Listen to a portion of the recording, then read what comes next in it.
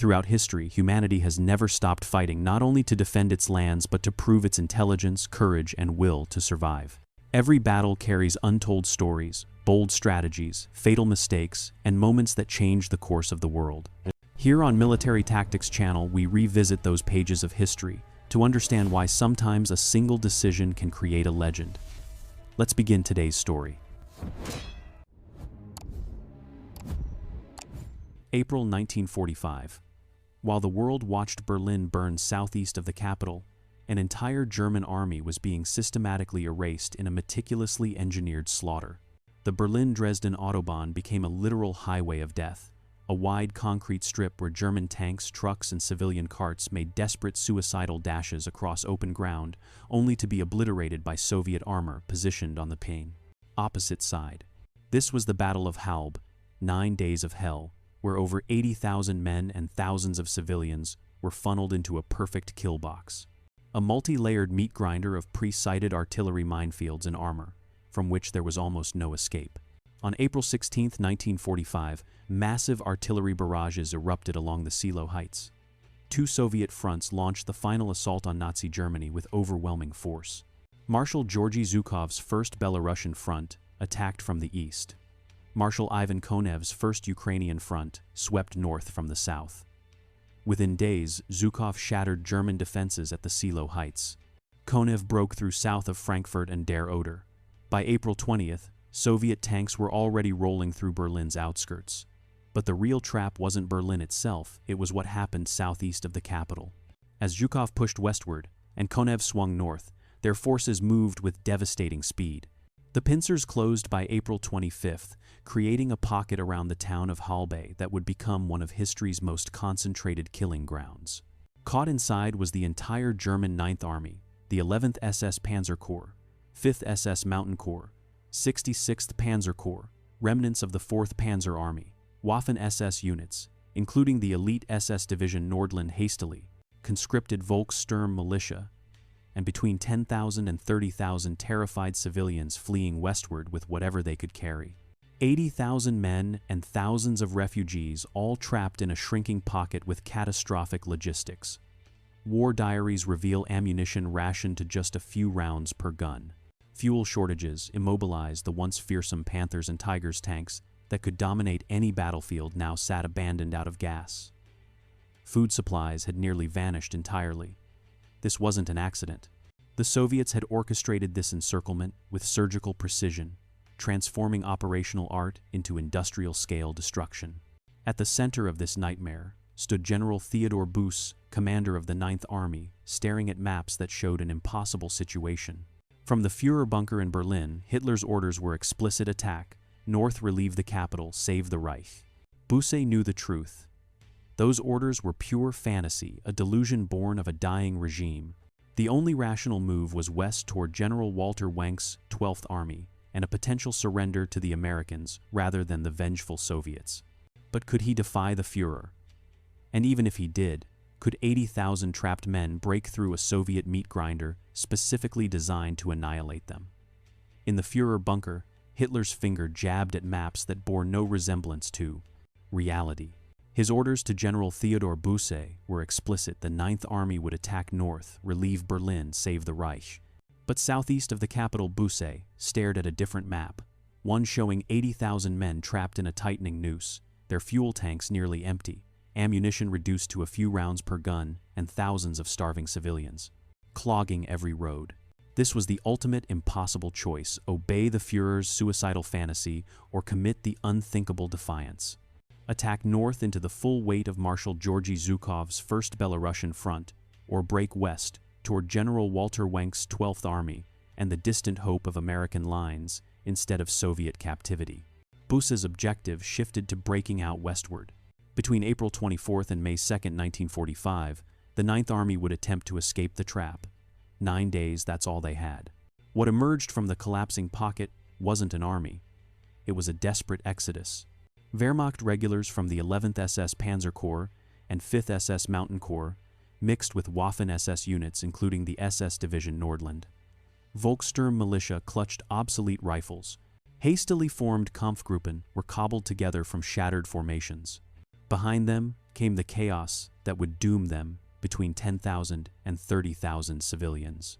German refugees fleeing Silesia and Pomerania, forced laborers, concentration camp, inmates, all swept into columns of military vehicles, horse-drawn carts and families on foot, streaming west through the Spree forest. Busse's decision was tactically rational, the only sane choice available, but it was exactly what Marshals Zhukov and Konev had anticipated. While Busse deliberated, the Soviets were preparing something unprecedented. What the Germans didn't know, what they couldn't have known, was that the Soviet commanders had already won the battle before a single shot was fired. While Busse prepared his columns, Marshals Zhukov and Konev were executing a masterpiece of operational warfare, the systematic transformation of the forests around Halbe into a three-ring death trap. Konev redirected entire armies with surgical precision. General Vasily Chuikov's 8th Guards Army held the northern perimeter, while General Pavel Rybalko's 3rd Guards Tank Army sealed the western approaches. The 28th Army and 13th Army completed the encirclement.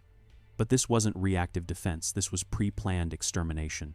Soviet Stavka orders left no ambiguity: complete destruction of all encircled forces. Every road had been surveyed, every clearing had been measured. Every potential escape route had been designated as a pre-sighted target. Anti-tank guns, including captured German 7.5cm K-40s and 8.8cm flak guns now turned against their former owners, were dug into camouflaged positions at calculated intervals. Minefields saturated the forest floor. Artillery crews had already plotted their firing solutions, waiting only for targets to enter their predetermined kill zones. The technical asymmetry was brutal. German forces possessed Panthers with their fearsome 75mm KWK, 42 guns, and 80mm frontal armor, but mechanical unreliability meant many broke down before ever reaching combat. Tiger I and Tiger II tanks boasted 88mm guns and heavy armor, yet they were fuel-starved behemoths caught in a logistical nightmare. Against them came waves of Soviet 34, 85s each, mounting an 85mm gun and sloped armor up to 90mm, capable of 34 to 55 kilometers per hour, mechanically reliable and backed by sustained logistics that German forces could only dream of. Therefore, even Germany's best tanks became useless metal boxes. Soviet tanks kept moving. Soviet guns kept firing. The Germans ran dry. Above the forest, Katyusha rocket launchers, BM-13 systems capable of firing 16 to 48 rockets in rapid succession, were positioned to blanket entire grid squares with high explosive. Il-2 Sturmovik circled overhead, waiting to strafe anything that moved. This wasn't a battle. This was an industrial killing operation, methodically prepared and ruthlessly efficient. On April 24th and 25th, as German columns entered the outer ring, tank commanders reported unusually quiet forests ahead. The silence wasn't peace, it was patience. The trap was set. Now it would spring shut. The forests around Hull became a vision of hell on earth. Shredded pine trees stood like broken teeth. Their trunks were splintered by artillery. Burned-out Panzer IVs and Panthers lay abandoned in the mud, their crews having run dry of fuel despite the tank's tactical superiority. The smell of cordite mingled with decomposing bodies. Wounded men screamed in makeshift aid stations. No morphine, no bandages, no hope. Everywhere was claustrophobic density. Soldiers, SS Volkssturm militia, and thousands of terrified civilians pressed together in a shrinking pocket, fighting tree to tree through woods devastated by relentless bombardment. By late April, the German 9th Army's logistics had collapsed entirely. War diaries reveal ammunition rationed to mere handfuls of rounds per gun. Fuel shortages immobilized entire panzer battalions. Tigers and Panthers, mechanically superior but fatally thirsty, sat useless and were blown up by their own crews to prevent capture. Food supplies were completely exhausted. Medical supplies were critically low, leaving the wounded screaming in forest clearings or abandoned along the trails. Soldiers ate bark. They drank from shell craters. They watched their friends bleed out because there was nothing left to stop the bleeding. This wasn't an army anymore. It was thousands of desperate Kampfgruppen of Wehrmacht, SS, and civilians with no coherent command, no supplies, and no hope. But there was one obstacle that would become more infamous than any other. One final killing ground stood between every German soldier and survival: the Berlin-Dresden Autobahn. It became the battle's most infamous killing ground. a wide concrete strip cutting through the forest like an open wound. Soviet tanks and anti-tank guns lined the opposite side, positioned with methodical precision in pre-sighted firing zones. German columns, armored vehicles, supply trucks, and horse-drawn civilian carts attempted suicidal dashes across that exposed concrete. Commanders knew what awaited them. They could see the Soviet guns. They could see the burned-out wrecks from previous attempts. But they had no choice. Behind them, Soviet forces were closing in. Ahead lay the only path to Wenk's 12th Army, and the faint hope of survival. Therefore they ran. One after another, vehicles exploded into flames mid-crossing. A Panther would lurch onto the concrete engine, roaring only to erupt in fire as an 85mm shell punched through its side armor. Trucks loaded with wounded burst apart, scattering bodies across the pavement.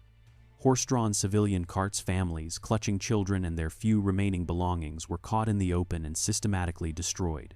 The Autobahn became a literal highway of death, littered with hundreds of smoking wrecks and bodies.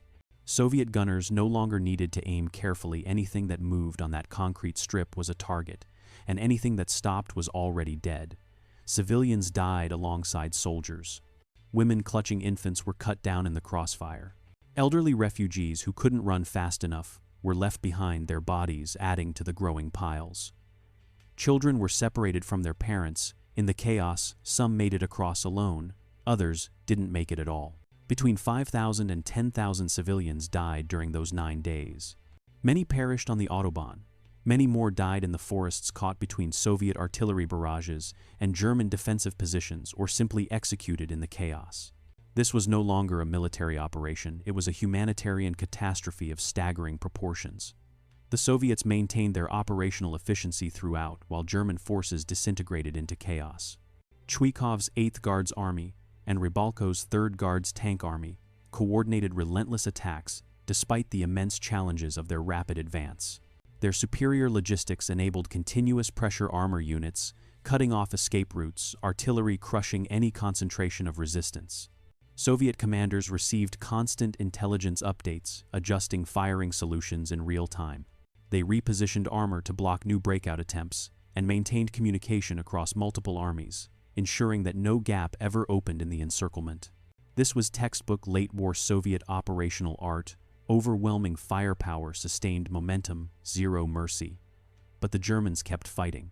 Even a dying army with empty fuel tanks and nearly depleted ammunition could inflict terrible casualties when fighting for survival.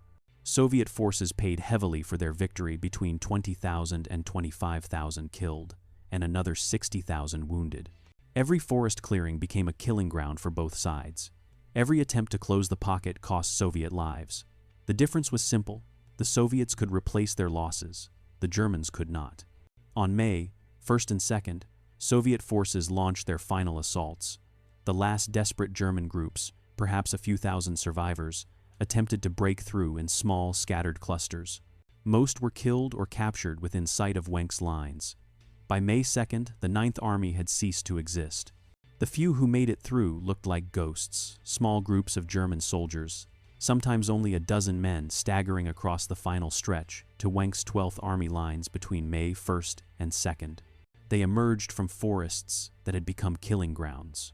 Uniforms were caked in mud and blood, eyes hollow from 9 days of continuous bombardment and hand-to-hand fighting. Many couldn't speak. Some couldn't stop shaking. All of them had watched their friends die. Behind them, the 9th Army had effectively ceased to exist. The accounting was grim. At least 30,000 to 40,000 German soldiers lay dead in the forests around Halbe. Bodies piled along the shattered tree lines, sprawled across the Autobahn, floating in the streams. Another 25,000 to 30,000 were captured by Soviet forces, most of them wounded, all of them exhausted beyond the point of resistance. Between 5,000 and 10,000 refugees, women and children died in the crossfire. Caught between Soviet artillery barrages and German defensive positions, crushed beneath tank treads on the Autobahn, or simply executed in the Prus. Chaos. Soviet forces paid heavily for their victory. 20,000 to 25,000 killed, and another 60,000 wounded. These staggering numbers reflected the ferocious desperation of German resistance. Even a dying army with empty fuel tanks and nearly depleted ammunition could inflict terrible casualties when fighting for survival. The cost revealed an uncomfortable truth about the Soviet kill box. Even a perfectly executed extermination operation demands a butcher's bill from both sides. Today, the Waldfriedhof Halbe, the Halbe Forest Cemetery, stands as a permanent testament to those 9 days. It is one of Germany's largest war cemeteries, containing tens of thousands of remains recovered from the forests over the decades. Row upon row of simple stone crosses stretch beneath peaceful pine trees. Many graves are marked simply, "Unknown German Soldier." Some contain multiple bodies buried together just as they died. The forests are quiet now. Birds sing. Sunlight filters through the pines. Tourists walk the trails, unaware that they're stepping over ground that once ran red, but the earth still gives up its dead. Even 75 years later, construction crews and hikers occasionally uncover remains a skull in the underbrush, a rusted helmet bone scattered by decades of forest growth.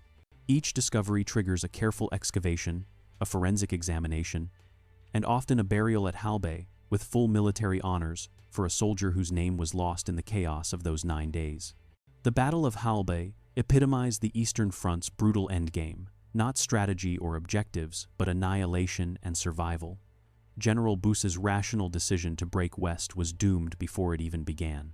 Crushed by Soviet operational brilliance and German logistical catastrophe, Marshals Zhukov and Konev had created something unprecedented, a multi-layered death trap where every German decision, every forest path to take, every clearing, to cross every attempt to reach the Autobahn had already been anticipated and prepared for.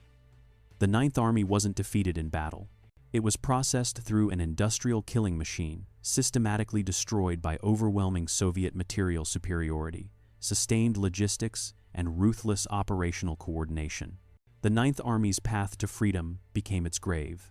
Today, the Waldfriedhof Halbe stands as a silent testament to tens of thousands of graves beneath quiet forests, marking the place where a dying regime's delusions met a desperate army's will to survive, all systematically destroyed in a perfectly engineered slaughterhouse. The 9 days of Halbe proved that, by April 1945, German tactical courage was utterly irrelevant against the Red Army's vengeful efficiency. No amount of bravery could overcome empty fuel tanks. No tactical skill could defeat pre-sighted artillery. No desperation could break through 3 concentric rings of Soviet steel. And by April 1945, the Germans had run out of all 3. Every story in history teaches us valuable lessons about strategy, courage, and the strength of the human spirit. Thanks for exploring today's story with us. Share your thoughts in the comments below. We'd love to hear your perspective. If you enjoyed this video, don't forget to like, subscribe, and turn on the notification bell to discover more fascinating historical stories with us. See you in the next episode, where strategy and intelligence continue to shape history.